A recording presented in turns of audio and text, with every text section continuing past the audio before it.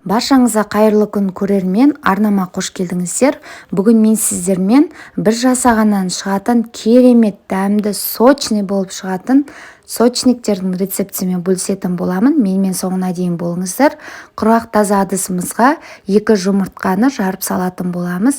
Енді үстіне қант қосатын боламыз. Қант қосқаннан кейін жақсылап миксермен араластыратын боламыз. Шамамен 3 минуттай араластырасыздар. 2 есе осындай болып үлкейгеннен кейін үстіне бөлме температурасындағы сары майды қосып, қаймақ қосып, разрыхитель, яғни қамыр қопсытқыш қосып, ванилин қосып, жақсылап миксермен барлығын бір араластырып аламыз. Массамыз араласқаннан кейін осы сұйық массамызға ұнды 2-ге бөліп қосатын боласыздар.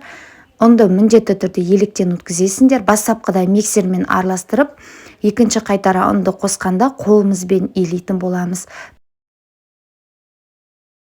Қолға жабысыңқырайтын осындай тесто дайын болады. Сәл ғана ұн сеуіп, тестомен жұмыс жасаймыз. Міне видеодағыдай біздің тестомыз жұмсақ болуы қажет.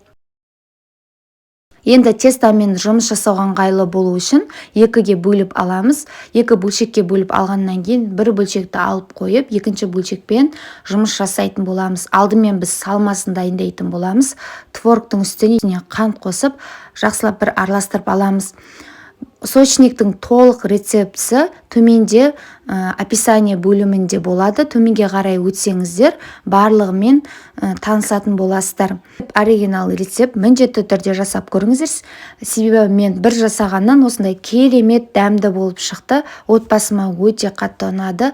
Бөліп алған тестамызды оқтаудың көмегімен жаямыз. Шамамен видеодағыдай 1,5-2 см қыласыздар. Қалыңдығын мықты қалында жұқа қылып жібермеңіздер. Бөлшектерді біз стаканның көмегімен бөліп алдық, яғни дөңгелек бөлшектерге бөліп аласыздар. Енді салмасын салып, ортасына салмасын салғаннан кейін бетін қайтадан сол тестомен жабасыздар. Видеодағыдай алдымен жан жағын бір жақсылап бекітіп шығасыздар. Екінші қайтара қаттырақ қолыңызбен күшімен басып шығасыздар. Себебі салмасы сыртқа шығып кетпеуі қажет. Мен сонымен қатар шанышқының көмегімен де басып шықтым.